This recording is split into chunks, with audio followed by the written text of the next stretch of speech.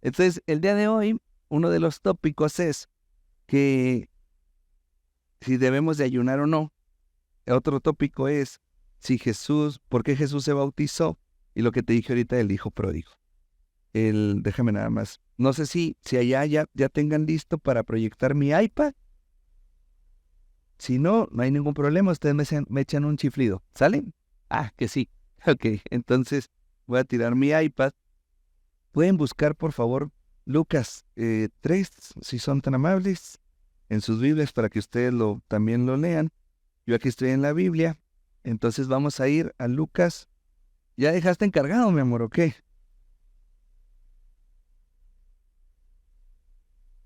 Lucas 3.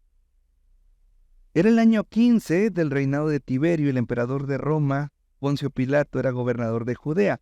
Herodes Antipas gobernaba Galilea. Su hermano Felipe gobernaba, y ahí nos vamos con todo lo que estaba pasando. Entonces, Juan fue de un lugar a otro por ambos lados del río Jordán, predicando que la gente debía ser bautizada para demostrar que se había arrepentido de sus pecados y vuelto a Dios para ser perdonados. Isaías habló de Juan diciendo: es una voz que clama en el desierto, preparan el camino para la venida del Señor, ábranle camino. Los valles serán rellenados y las montañas y las colinas allanadas, las curvas serán enderezadas y los lugares ásperos suavizados, y entonces todas las personas verán la salvación enviada por Dios.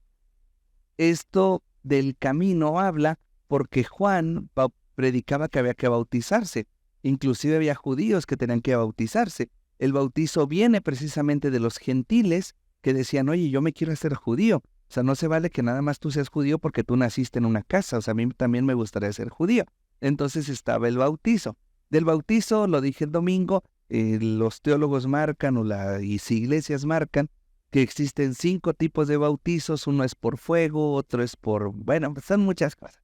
Pero lo que nos vamos a concentrar es en el de Juan. Juan predicaba que había que bautizarse para demostrar que ahora sí querías un verdadero, pues no cristianismo porque Cristo todavía no estaba, pero sí una verdadera relación con Dios. Y una manera de hacerlo era acudiendo al llamado de cambiar por completo tu actitud. Dice: cuando las multitudes acudieron a Juan para que los bautizara, les dijo: camada de víboras, ¿quién les advirtió que huyeran de la ira que se acerca? Demuestren con su forma de vivir que se han arrepentido de sus pecados y han vuelto a Dios. No se digan simplemente el uno al otro: estamos a salvo porque somos descendientes de Abraham, lo que te decía ahorita de la casa de los judíos. Eso no significa nada, porque les digo que Dios puede crear hijos de Abraham de estas mismas piedras. Ahora mismo el hacha del juicio de Dios está lista para cortar las raíces de los árboles. Así es, todo árbol que no produzca buen fruto será cortado y arrojado al fuego. Las multitudes preguntaron: ¿qué debemos hacer? Y Juan contestó: si tienen 2 camisas, da una a los pobres, y si tienes comida, comparte con los que tienen hambre. Hasta los corruptos cobradores de impuestos vinieron a bautizarse y preguntaron: Maestro, ¿qué debemos hacer? Y él les contestó: no recauden más impuestos de los que el gobierno requiere. Ojo ahí, nunca dijo: ya no recauden impuestos. Dijo: no recauden más impuestos de los que el gobierno requiere. Es decir, no sean corruptos, no exploten a las personas, no busquen sacarles de más. Pero Juan no está yendo en contra de la ley romana. ¿Por qué? Porque él entiende perfectamente que una persona que realmente es hijo de Dios tiene que seguir las leyes del lugar en donde vive.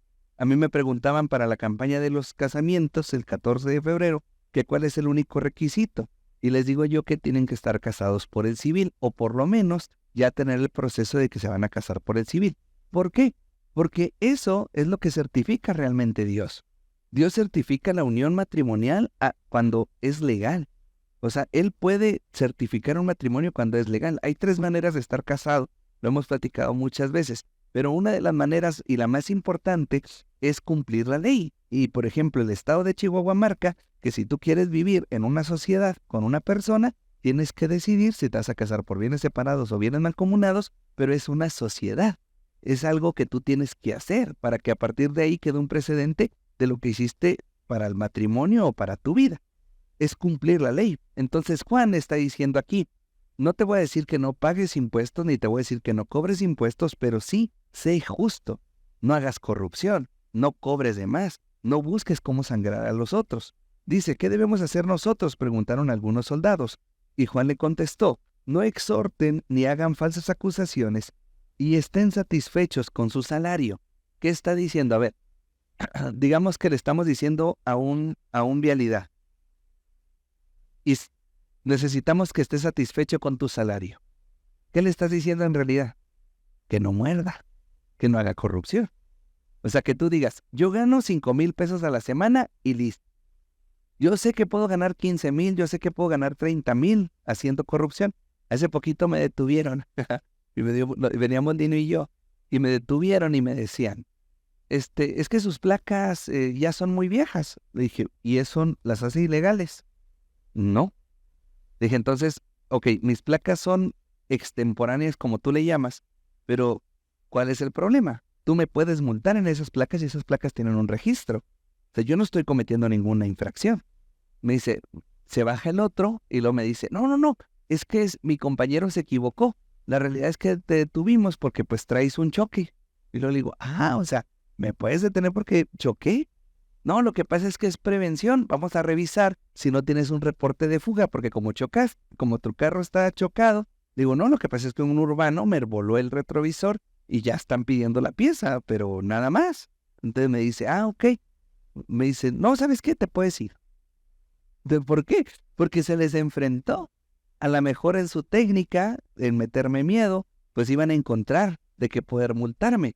Pero cuando yo estoy en un momento en donde les contesto lo que me están preguntando, ellos mismos tienen que decir, bueno, ni modo, o sea, ya no cayó, ya no hay manera de cómo cobrarle corrupción. Él está en un sentimiento o en una decisión de no brindar más información de la que es. Cuando Juan está diciendo, quédense satisfechos con su salario, está diciendo algo parecido, está diciendo, hey, ya te pagan, no tienes por qué robar, no tienes por qué saquear, ni tienes por qué hacer que los demás te paguen cosas nada más por miedo.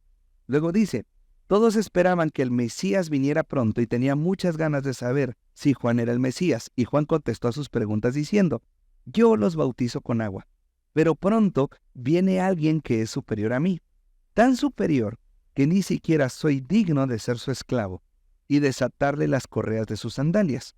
Él los bautizará con el Espíritu Santo y con fuego. Y aquí hay una referencia y dice, o en el Espíritu Santo y en fuego. Ojo aquí, estamos leyendo la NTV. Juan está diciendo prácticamente que el bautizo en agua, y más en aquellos tiempos en donde la honra y lo que tú hacías tenía un valor, y donde la palabra realmente tenía un valor, y donde tus obras realmente tenían un valor, el agua solamente iba a marcar un cambio. ¿De qué? De comportamiento. Pero está diciendo que cuando venga Jesús, Él va a bautizar, pero con el Espíritu Santo o con fuego. ¿A qué se refiere eso? Se refiere a que Jesús no está bautizando para cambiar un comportamiento, sino que Jesús está bautizando para cambiar por completo tu identidad.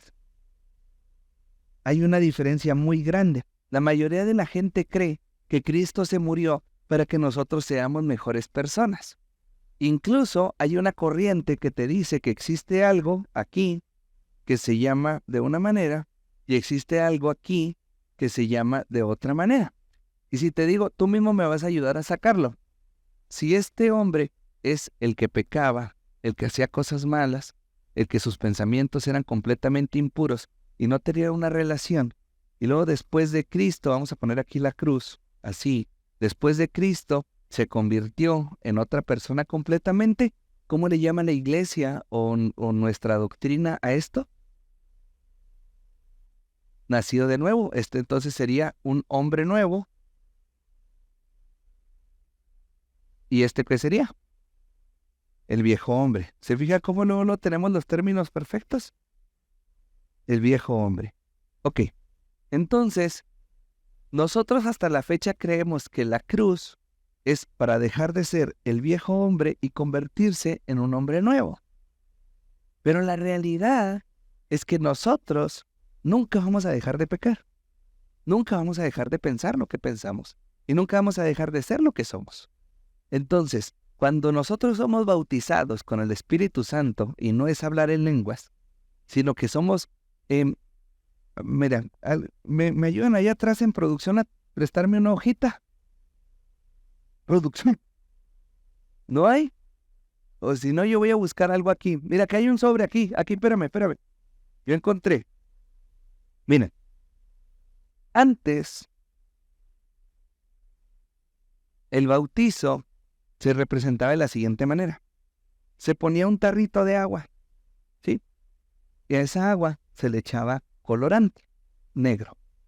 Entonces, se tomaba un pedazo de tela, se pasaba por esa agua, y cuando salía se exprimía.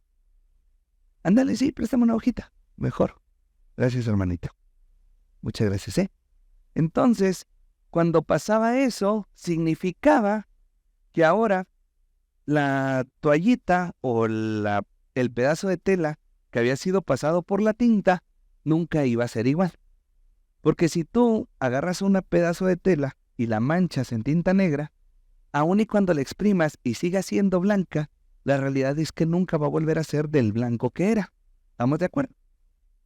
Esta hoja, por ejemplo, va a ser bautizada en este momento. Yo voy a agarrarla a esta hoja y le voy a hacer así. Y después de esto, yo puedo regresarla a su movimiento, a su estatura y movimiento original. Incluso la puedo tratar de planchar y la puedo tratar de alisar. Y puedo hasta con una plancha de calor y una toalla y todo. Pero esta hoja nunca va a volver a ser igual. Porque ya fue bautizada, ya fue tocada, ya fue transformada en otra cosa. Sigue siendo lo mismo, pero ahora tiene muestras de que pasó por un proceso. Entonces, cuando nosotros somos bautizados, no se trata de que de plano ya eres otro.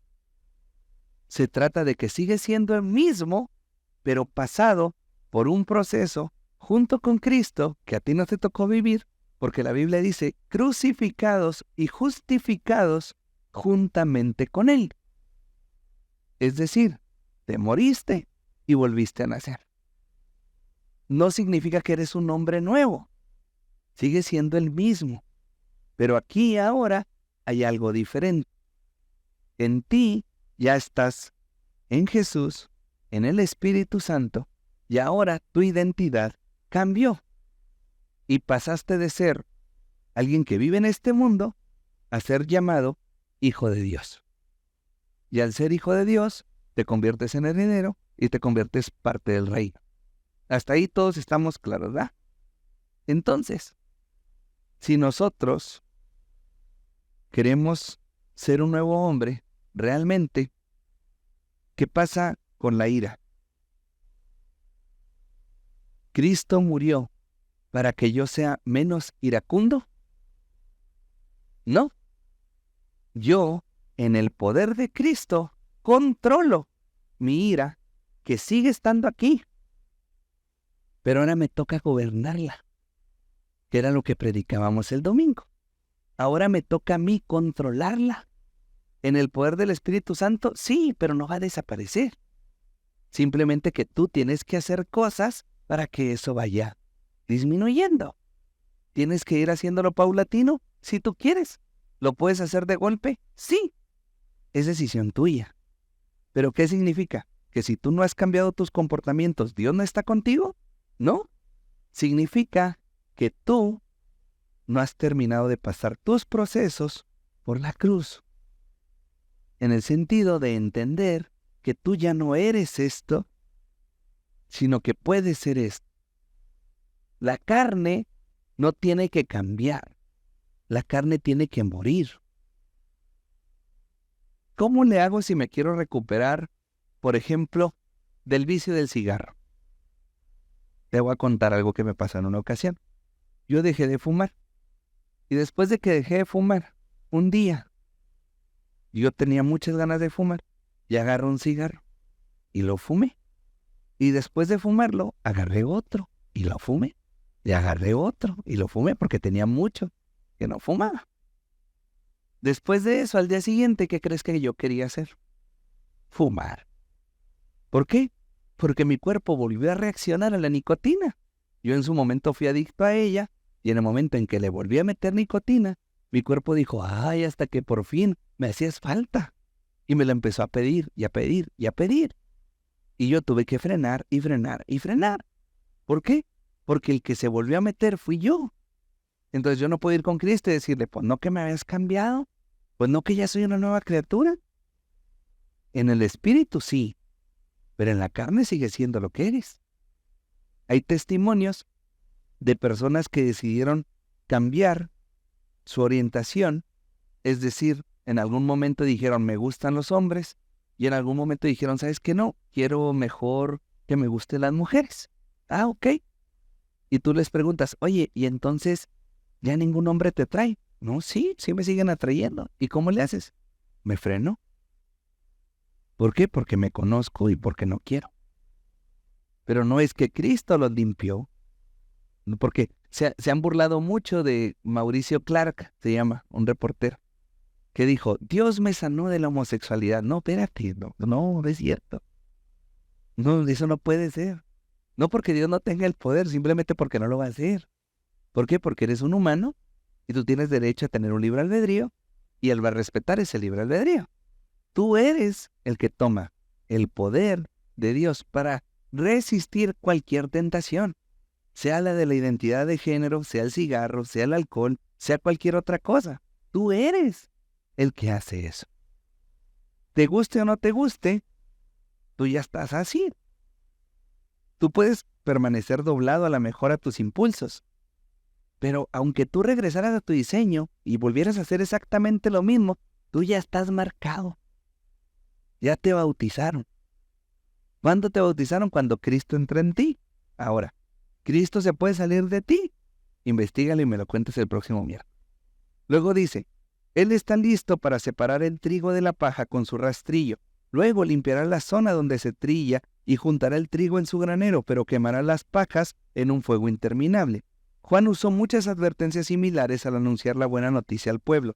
También Juan criticó públicamente a Herodes Antipas, el gobernador de Galilea, por haberse casado con Herodias, la esposa de su hermano, y por muchas otras injusticias que había cometido.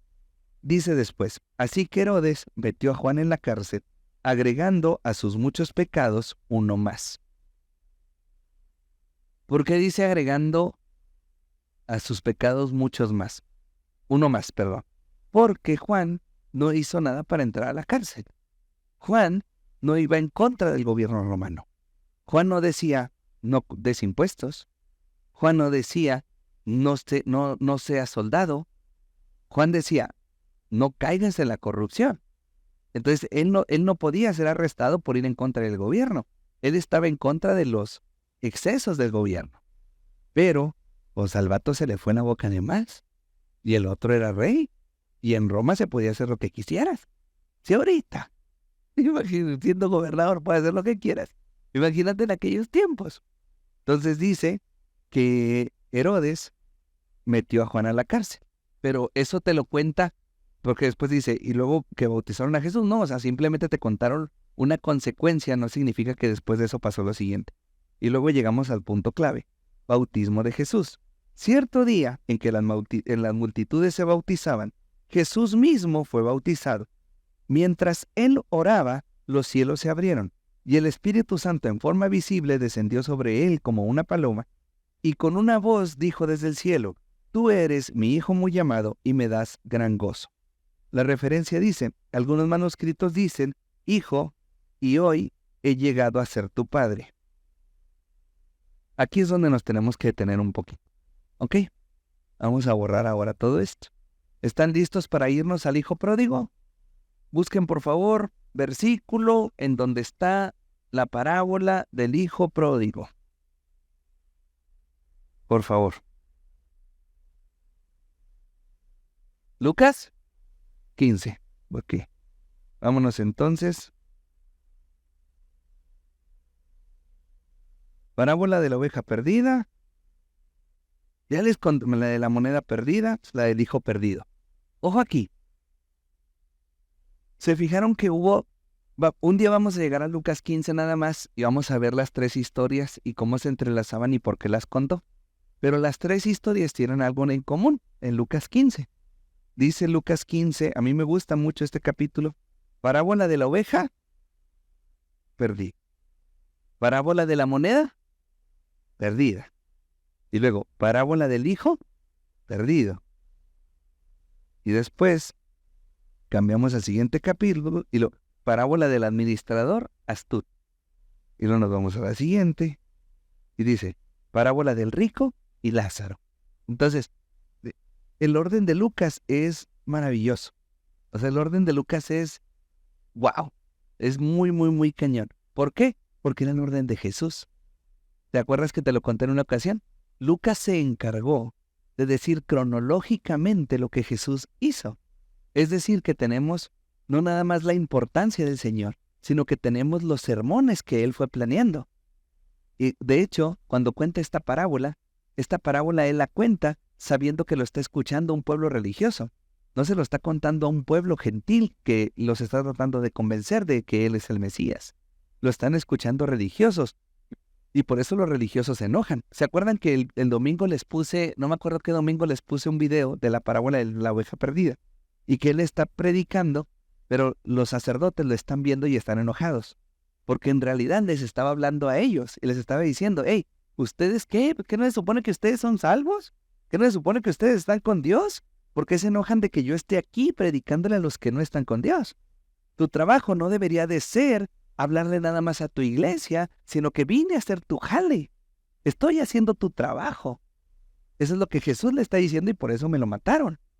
Porque Él no nada más acusaba a los judíos de malgiversar la Escritura, sino que los acusaba de que para ellos la iglesia era un negocio. Para ellos la iglesia era un emporio. Para ellos la iglesia era un reinado. Ahora, dice la Biblia y dice la Escritura que después de Jesús iba a venir un reino que se iba a establecer y que ese reino iba a ser para siempre. ¿Sí sabían que en la historia natural eso pasó? Después de muchos años de gobierno y de pelea con Roma y los demás, hubo un momento en que la iglesia era el gobernador del mundo. La iglesia decidía quién era rey. La iglesia decidía quién tenía propiedades y quién no. La iglesia mandaba en todo. Los mismos reyes, además, hubo un papa, búscalo en Google por favor, hubo un papa tan poderoso que tuvo a un rey suplicándole 3 días en su puerta que lo perdonara. Así ponle. Papa al que un rey le pidió perdón 3 días en la puerta y te va a salir la historia. Imagínate qué poder tenía la iglesia. O sea, la iglesia, haz de cuenta que un día ese papa dijo, ¿saben qué? Me equivoqué, ese no es el rey. Obviamente los negocios entre ellos ya no habían salido. Entonces el papa se enojó con el rey y dijo, a partir de hoy te voy a desterrar. Entonces dijo, nosotros como iglesia no reconocemos al rey. Y los consejeros le dijeron, no puede ser, porque todo el mundo escucha al pueblo, porque todo el mundo está con el pueblo. Entonces tú tienes que hacer algo. Y el rey tuvo que ir y lo tuvieron 3 días afuera, así como tenían al Doctor Strange afuera de la puerta de Ancestral. Y que él estaba toque y toque y déjame y déjame y déjame. Y ya. Después el rey, que fue de las primeras revoluciones contra la iglesia, cuando el rey volvió a ser nombrado rey y que el papa lo perdonó, el rey se encargó de destruir por completo al papa. Y ahí fue uno de los años en donde inició la rebelión del gobierno contra la iglesia. Aquí en México, nosotros sabemos que Benito Juárez fue el que desligó el poder de la iglesia con el poder del gobierno. Benito Juárez fue el que estipuló que la iglesia ya no fuera quien mandara en el país. ¿Ya lo tienes? ¿No? Ok. ¿Mande? Enrique V, la verdad no me acuerdo. La verdad no me acuerdo. Pero puede que sea. De hecho, en Google aparece hasta un dibujito del rey en la puerta ahí tocando. Y si no, lo analizamos con más detalle el próximo miércoles, no pasa nada. El chiste es que Benito Juárez hizo que en México la iglesia ya no mandara. Pero Dios cumplió su promesa. Dios le entregó el poder a la iglesia. Pero la iglesia no lo supo manejar. Porque si la iglesia lo hubiera manejado correctamente, hasta la fecha la iglesia gobernaría. Pero hubo un momento en que el pueblo se rebeló. ¿Por qué? Porque la iglesia se convirtió en Roma 2.0. En lugar de, igual, la misma historia que Saúl. En lugar de que naciera un rey David, nació un Saúl 2.0. Y la iglesia se quedó con las propiedades y demás. ¿Sabían que de ahí viene el celibato de la iglesia? Antes, búscale ahí, si no encontraron el Papa, búscale a partir de qué año se instituye el celibato en los sacerdotes. Obviamente, versículos hay para todo. Agarraron cuando Pablo dijo, hey, por favor, es mejor que no tengan esposa para que se dediquen a Dios. De ese versículo agarraron que había que ser célibes. Cuando Pablo a fuerzas tuvo esposa y a fuerzas tuvo hijos. ¿Por qué? Porque él tenía un grado de rabino. Y en aquellos tiempos nadie podía ser rabino sin que antes hubiera estado casado. No sabemos si era viudo o tuvo otra situación, pero de que estuvo casado, estuvo casado. Entonces, por eso él sabe lo que dice. Él dice, hey, mejor no se casen. Él sabe cómo está la situación. Porque él, ahora que es viudo o que ya no tiene esposa, se dedica 100% a Dios y se puede dedicar nada más a eso. Entonces, en el pueblo de la iglesia, ¿qué pasaba? Que la gente daba sus ofrendas y daba sus diezmos y daba también sus tierras. ¿A quién? A la iglesia. Pero en ese entonces, pues estamos hablando de tiempos muy remotos, en donde no podía haber un gobierno como tal, como iglesia. De hecho, creo que hubo un momento en el mundo que hubo 20 papas. También hay un momento en el mundo en donde hubo una papa que fue mujer. Ella se disfrazaba de hombre para poder gobernar en el feudal que le tocaba, y se disfrazaba de hombre para poder ser el rey, el sacerdote, el papa de ese lugar. Y cuando fueron a la ¿cómo se llama? A la reunión de quién iba a ser el papa, ella ganó. Entonces ella ganó y no me acuerdo cómo fue que la destituyeron rápido porque pues era mujer. Incluso dentro de la historia, ahora hubo un momento en que para que eso no volviera a pasar, pusieron una silla especial para que cuando iban a entrar los cardenales a escoger al nuevo papa, hubiera una persona abajo de esa silla especial y le viera si era hombre o si era mujer, para que ese error no volviera a pasar. Entonces, y bueno, es que la historia es bien interesante, la historia es bien bonita. Entonces, la tierra se la daban a la iglesia, pero te digo que hubo un momento en que hubo hasta 20 papas en el mundo. ¿Por qué? Pues porque no había como ahorita teléfonos, no había cartas, no había el tipo de comunicación que tenemos hoy en día. Entonces había un desorden. Y el que era el sacerdote, por ejemplo, digamos, si sabían esta historia está bien chida, la voy a contar el domingo para que ustedes que si vinieron no se aburran el domingo. La vez pasada veníamos, eras tú, Karina.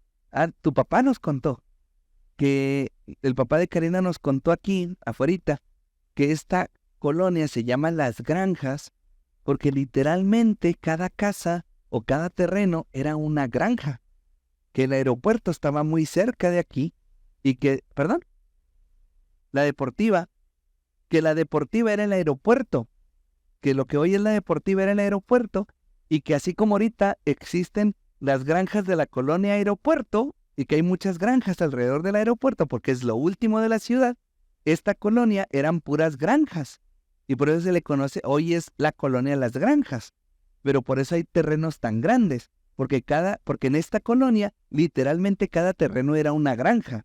Digo, a nosotros ya no nos tocó, y pasas aquí, ya es una colonia súper civilizada que tiene muchísimos negocios y demás, pero en su momento eran puras granjas. Bueno, el chiste es que el que gobernaba esa tierra, al ser el sacerdote, al ser el padre de esa iglesia, no nada más era el sacerdote de la iglesia, sino que lo convertía en el gobernante de ese lugar de tierra, en el gobernante de ese cacho de lugar. Así que la gente le llevaba las cosas, ¿a quién? A la iglesia. ¿A quién le presentaban los impuestos y todo lo demás? A la iglesia. Diezmos, ofrendas, regalos. Entonces, en la iglesia había un sacerdote, y a este sacerdote se le entregaba el dinero, las propiedades. En ese entonces no había carros, pero sí había ganado, no sé cómo dibujar un animalito, pero vamos a ponerle así, el ganado y todo lo demás. Y según esto es una vaca. Déjale pongo los cuernitos para que lo reconozca, veré. Ya, ¿verdad? Ya, con eso, ya, ok. Entonces, todo le era entregado al sacerdote. ¿Qué pasaba cuando el sacerdote moría? ¿Qué pasaba? Exacto. El sacerdote entregaba todo esto, ¿se lo heredaba a quién? A su familia. Y la iglesia, ¿cuándo? Ahí me lo dice, espérenme. Y la iglesia se quedaba sin esto. Y mandaban a un nuevo sacerdote, porque el sacerdote había muerto. Mandaban a un nuevo sacerdote y ese sacerdote empezaba otra vez todo, pero todos estos bienes ya no eran de la iglesia, ¿eran de quién? De la familia. Entonces, en el año 1123, a la iglesia católica, que era nuestra iglesia, para que no la critiques, porque era una sola iglesia, por eso es católica, porque significa iglesia universal.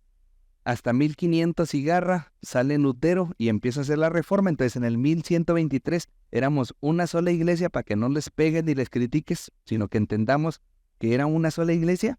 En el año 1123, para corregir este problema, le dijeron al sacerdote: no puedes tener familia. No puedes tener familia.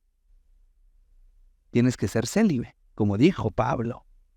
No tengas esposa para que te dediques 100% a Dios y cásate con la iglesia. Y después de eso, los bienes, cuando moría el sacerdotito, ¿a quién le tocaban? A la iglesia otra vez. Así que se quitó este problema. Pero bueno, esa fue nuestro cacho de historia universal el día de hoy. Entonces, regresando a que Cristo cumplió su promesa, tenemos que entender que nosotros, los seres humanos, fuimos los que destruimos nuestra posibilidad de estar gobernando, ¿sí? ¿Inocencio III lo estipuló o fue el Papa? ¿El de las 3 veces? Ok, lo voy a poner aquí. Pues, tan inocente no era, ¿eh? Vamos a ponerle Inocencio III. Llévenselo de tarea para que lean la historia. Está muy perra, está muy chida, les va a gustar. Ok, entonces, la iglesia no tenía la iglesia fue gobernada, fue el gobernador del mundo, pero al igual que muchos gobiernos, mira, yo he visto a gobernantes perder la cabeza, me ha tocado estar al lado de ellos cuando pierden la cabeza. El poder es muy cañón, o sea, el poder es, el que te vean como el ser de más autoridad es muy, muy fuerte, o sea, es algo muy cañón. Incluso en una prédica que escuché de Dante me gustó mucho porque contó cuando fue a orar por la asunción del presidente Nayib Bukele. ¿Y qué fue? Y dice que cuando llegó le tocó el trato presidencial, que cerraban las calles para que él pasara, que traía 15 monos de escolta, no porque quisieran cuidar a Dante, sino porque había muchos protestantes del gobierno de El Salvador que querían evitar cualquier cosa de la asunción de Nayib. Entonces era por cuidar su integridad, porque había mucha gente que no quería que Nayib llegara al poder. Y dice él que lo trataron esos 3 días como si fuera el presidente de El Salvador. Traía la guardia presidencial, que se subía en una Suburban y que iban 3 camionetas que en 15 minutos llegaba donde él quería y esto y lo otro. Y que ni siquiera le dejaban picar el botón del elevador, dice. Y después de orar por Nayib, regresé y cuando llegué a Los Ángeles, tuve que cargar mi maleta, tuve que manejar yo y entendí por qué los políticos buscan mantener el poder y no perderlo. Dice, porque me sentí muy bien. Entonces, la iglesia en algún momento se le salió de control. No es que los seres humanos fueran malos, simplemente que no controlaron sus leones, no controlaron sus impulsos y perdieron una gran oportunidad. ¿Te imaginas qué sería de este mundo si la iglesia en este 2024 fuera quien mandara en las escuelas, fuera quien gobernara los países, fuera quien decidiera quién es presidente y quién no? O sea, tendríamos un mundo muy diferente o peor, no sabemos. Sí, o sea, no sabemos cómo funcionaba. Entonces, regresemos a eso del poder. Parábola del hijo perdido. Para ilustrar mejor esa enseñanza, Jesús les contó la siguiente historia. Un hombre tenía 2 hijos. El hijo menor le dijo al padre: quiero la parte de mi herencia, ahora, antes de que mueras. Entonces el padre accedió a dividir sus bienes entre sus 2 hijos. Pocos días después, el hijo menor empacó sus pertenencias y se mudó a una tierra distante, donde derrochó todo su dinero en su vida desenfrenada.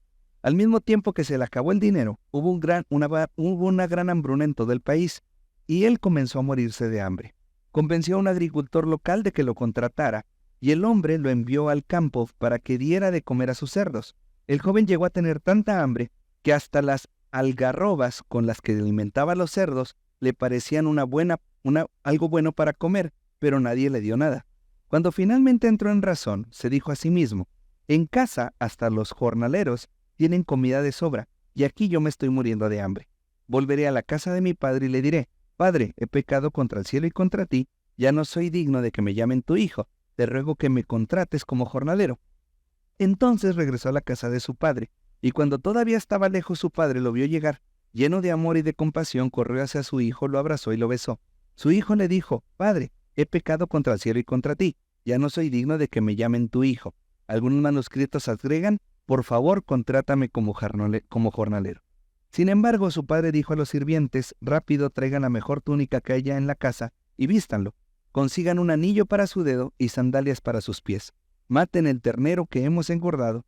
Tenemos que celebrar con un banquete, porque este hijo mío estaba muerto y ahora ha vuelto a la vida. Estaba perdido y ahora ha sido encontrado. Entonces comenzó la fiesta. Mientras el hijo mayor estaba trabajando en el campo, cuando regresó, oyó el sonido de música y baile en la casa, y preguntó a uno de los sirvientes qué pasaba. Tu hermano ha vuelto, le dijo, y tu padre mató al ternero engordado, celebrando porque llegó a salvo. El hermano mayor se enojó y no quiso entrar. Su padre salió y le suplicó que entrara, pero él respondió: todos estos años he trabajado para ti como un burro y nunca me negué a hacer nada de lo que me pediste, y en todo este tiempo no me diste ni un cabrito para festejar con mis amigos.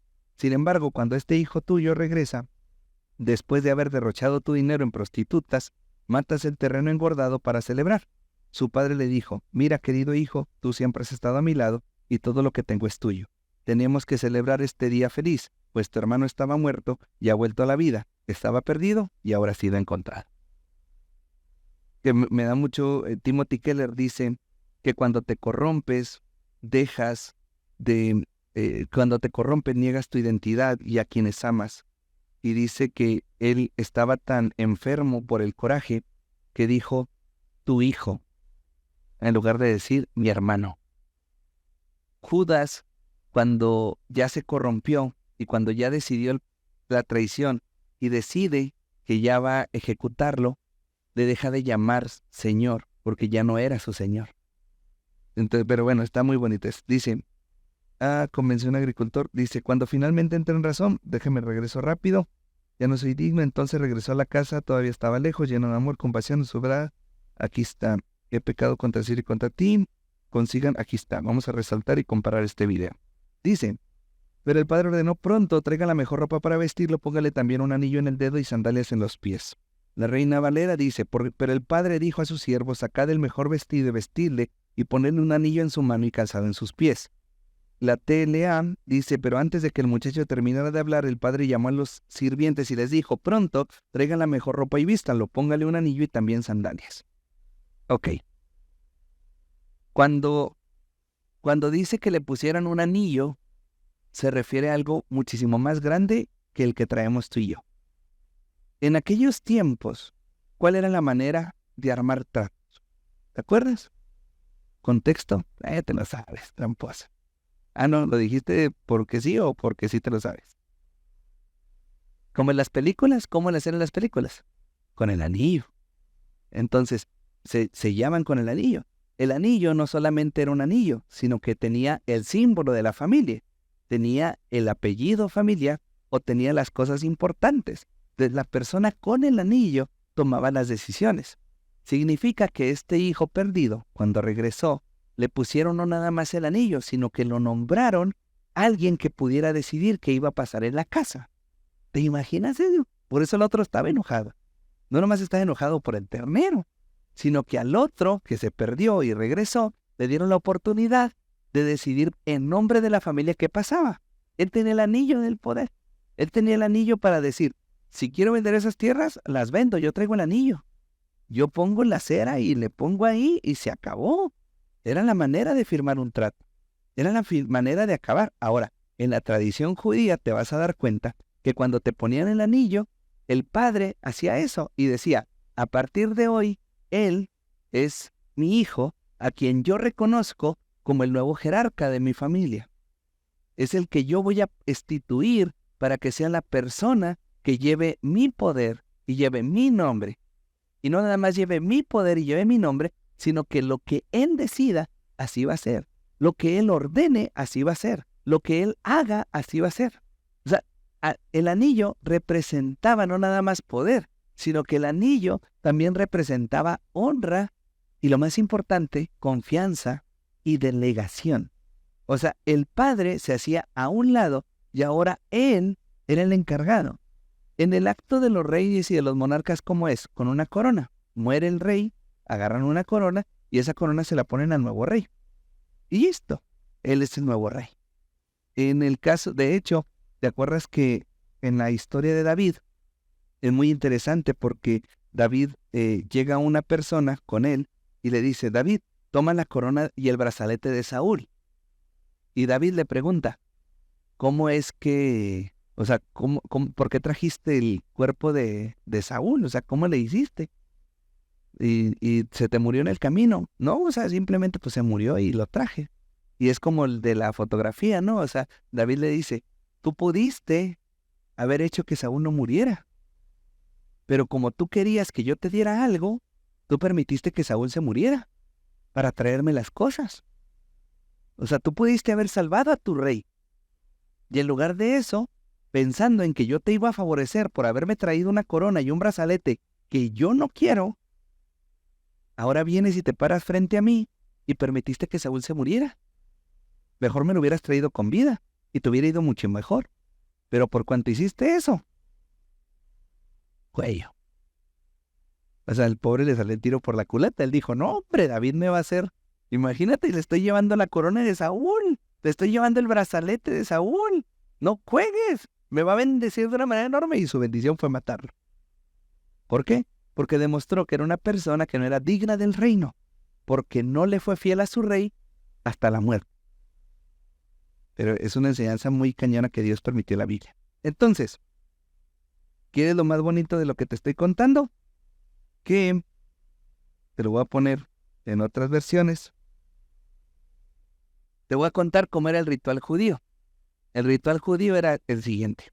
Pasaban al hijo mayor o pasaban al hijo, y cuando pasaban al hijo, agarraban el anillo, y el judío decía, he aquí mi hijo muy amado, en quien yo encuentro complacencia. Todo lo que él diga, eso hagan. Y le ponían anillo.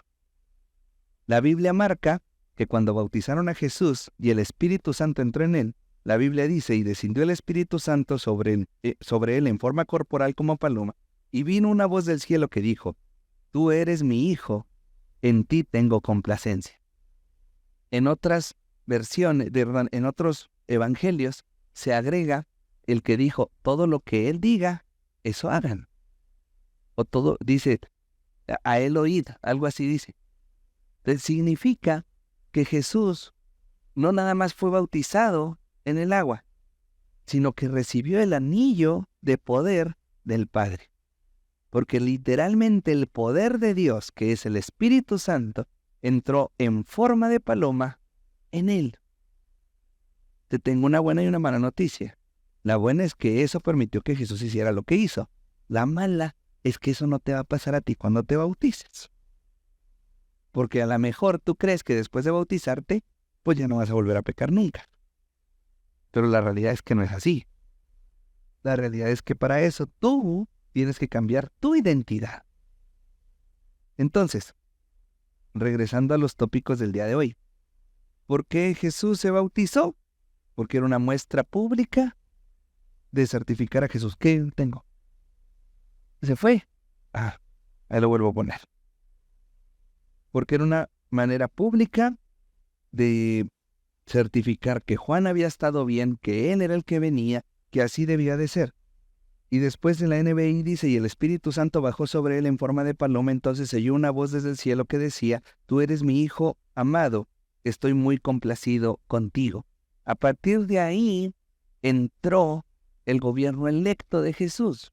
A partir de ahí, imagínate eso, según la Biblia, la voz de Dios no se había escuchado en la tierra por ningún profeta y por nada durante 400 años. De hecho, así termina el Evangelio, perdón, el libro que está antes de los Evangelios. Mira, Malaquías 4 dice, de lo contrario vendré en una maldición. Tengo que buscarlo, no me lo traje preparado, discúlpame.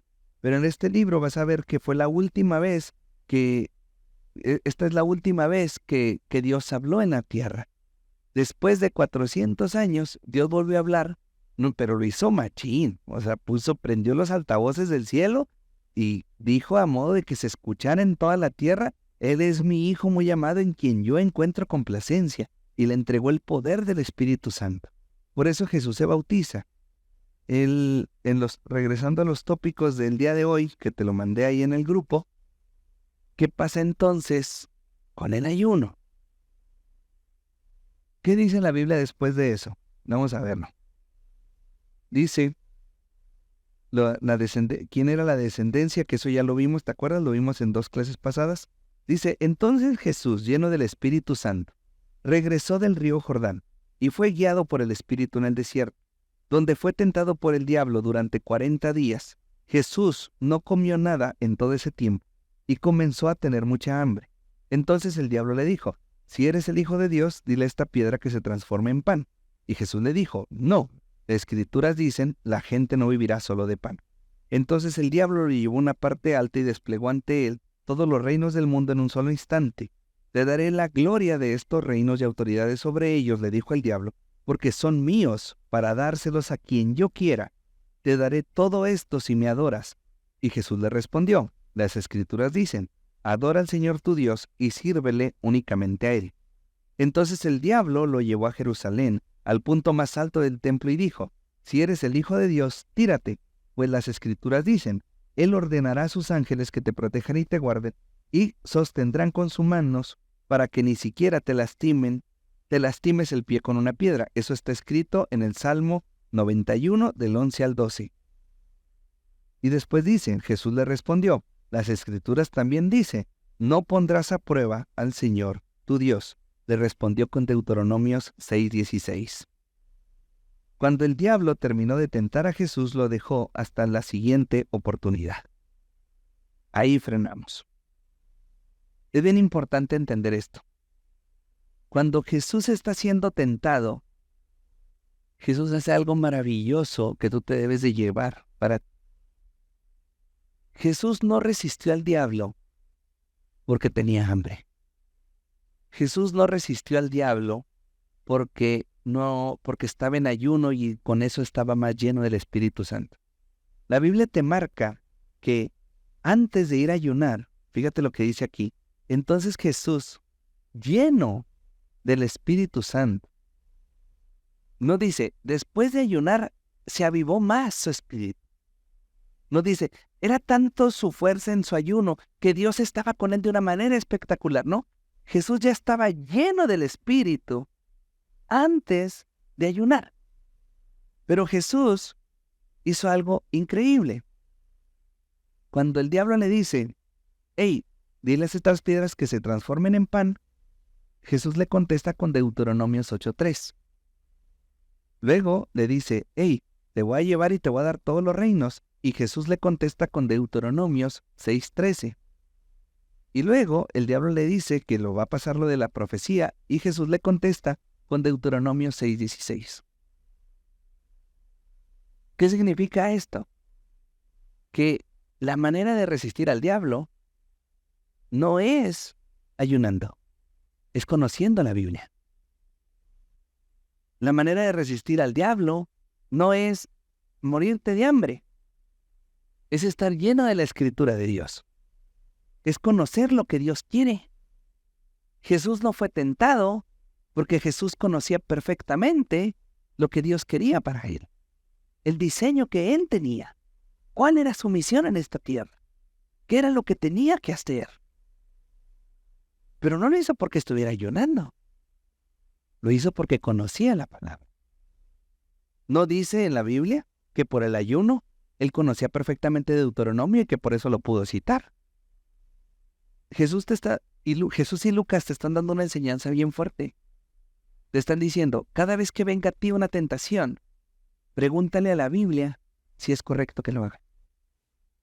Y la misma Biblia te va a decir que no. Y si te dice que sí, hazlo. Pero si la Biblia te dice que no, no lo hagas. El ayuno puede llegar a ser algo muy padre para que tú controles tu carne. Y si te acostumbras a no comer, te vas a acostumbrar a lo que sea. Hay una persona que está en un proceso de consejería, está dejando su adicción a las drogas, y me dice, ¿qué hago? Y mi respuesta fue, ayuna. No para que el Espíritu Santo la llenara y ya no tuviera que necesitar drogas. Pero si esa persona se acostumbra a controlar su carne cuando le pide comida, también va a controlar su carne cuando le pida droga. Es un ejercicio de voluntad, no un ejercicio de espiritualidad. Es un ejercicio de dominio propio. No es un ejercicio de avivamiento del espíritu. ¿Hay que ayunar? Pues, ¿para qué? ¿Para tener la presencia de Dios?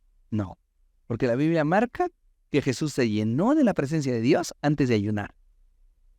Y eso que estábamos hablando todavía del tiempo de transición de gobierno. Imagínate ahorita que Él vive dentro de ti. Más adelante te vas a encontrar, y eso lo vamos a dejar para el siguiente miércoles, no, ya lo platicamos con ustedes, ya me acordé, cuando estábamos hablando lo de que esos espíritus solamente salen con ayuno y oración. Y ahí entendimos que Jesús les dijo prácticamente cuando le preguntan, hey, ¿por qué tus discípulos no ayunan? Pues porque yo estoy aquí. El ayuno era para acercarse a Dios. Y Dios ya se había acercado a los hombres a través de Cristo. Dios era el portador de Dios Padre. Jesús era el portador de Dios Padre en la tierra. Jesús era el único ser. Yo sé que para ti leer o escuchar y se llenó del Espíritu Santo se te hace algo banal, porque te han predicado que tú te puedes llenar del Espíritu Santo. Pero en ese momento nadie podía. El Espíritu Santo solamente vivió en comunión con ellos. El Espíritu Santo estaba sobre David, estaba alrededor de David. El Espíritu Santo estaba con Elías, pero no estaba dentro de Elías. El Espíritu Santo estaba con Eliseo, pero no estaba dentro de Eliseo. Hasta ese momento en la tierra, ningún ser humano había tenido al Espíritu de Dios dentro. El problema es que nosotros lo leemos como algo normal. ¿Por qué? Porque para nosotros es normal que te digan que te voy a llenar del Espíritu Santo si oras, y si te toco, y si esto, y si lo otro. Pero ahí estamos hablando de la manifestación más grande del Espíritu Santo conocido hasta ese momento. Lo más cercano era Jesús en el horno de Nabucodonosor con los otros tres. Lo más cercano era la nube, cuidando a los del Éxodo, dándoles de comer y dándoles agua y dándoles fuego cuando tenían frío. Lo más cercano era que Dios estuviera alrededor. Recuerda que Dios pasó del Edén. Después del Edén se fue a una carpa. Después de una carpa se fue a un templo. Y después de un templo, a tu corazón. Ese fue el proceso de Dios en la tierra. Edén, carpa, templo, corazón. Fue el proceso que Dios vivió para que tú pudieras tener a Dios dentro de ti.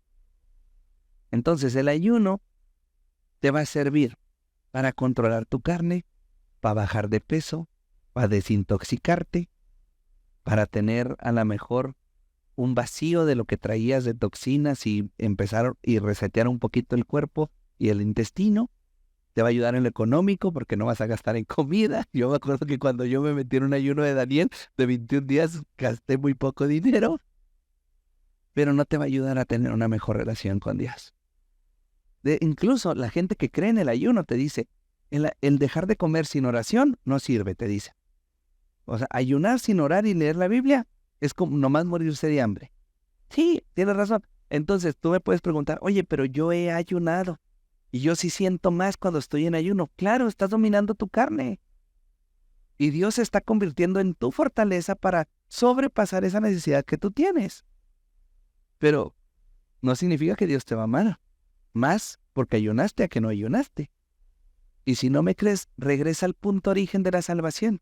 ¿Quién fue el primer salvo en esta tierra? ¿Sabes? ¿El que estaba enseguida? El primer salvo en esta tierra fue el ladrón. Fue el primer salvo. Fue al primero el que se le dijo, hoy mismo entras al paraíso. Hoy mismo entras. No ayunó, no se bautizó, no hizo la oración de fe. No hizo absolutamente nada. Lo único que hizo es reconocer al Hijo de Dios. Reconocer que él sí era el Hijo de Dios y que era un inocente en una cruz, cuando él sí era pecador y él sí tenía que estar en esa cruz.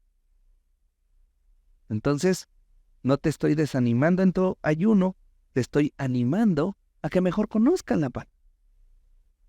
Si puedes hacer, en lugar de un ayuno de comida, haz un ayuno de vicios. Deja de pecar. O sea, yo te lo he dicho. Por ejemplo, a mí me encanta, ayer, ¿cuándo fue, mi amor, que vi TED 2? Ayer vi TED 2. Me morí de risa 2 horas. Pero yo tenía todo el día haciendo cosas. Yo ya había preparado esta clase. Ya tengo preparada la prédica del domingo. Y dije, me voy a acostar y voy a poner mi cerebro en blanco. Voy a poner una película que no me haga pensar. Voy a poner una porque a Liz le desespera ver películas conmigo, porque siempre estoy tratando de adivinar qué va a pasar al final. Entonces estoy así como, va a pasar esto, va a pasar esto, va a pasar lo otro. Entonces yo dije, quiero ver una película que no me va a hacer pensar. Y vi TED 2. La aguanté hasta la mitad, me quedé dormido. Chido. Pero no es mi vicio. Si fuera mi vicio, cambio TED 2 por un capítulo de The Chosen. Si mi problema son los videojuegos, cambio mi consola por mi plataforma digital de Biblia. Y así nos damos. O sea, en lugar de ayunar con tu cuerpo, ayuna con tu espíritu. Deja de pecar. Ayuna de las mentiras. Ayuna de las maldiciones. Ayuna de cualquier cosa que venga a tu mente. Ayuna de eso. Eso sí vale. Porque vas a estar controlando tu carne en donde sí importa.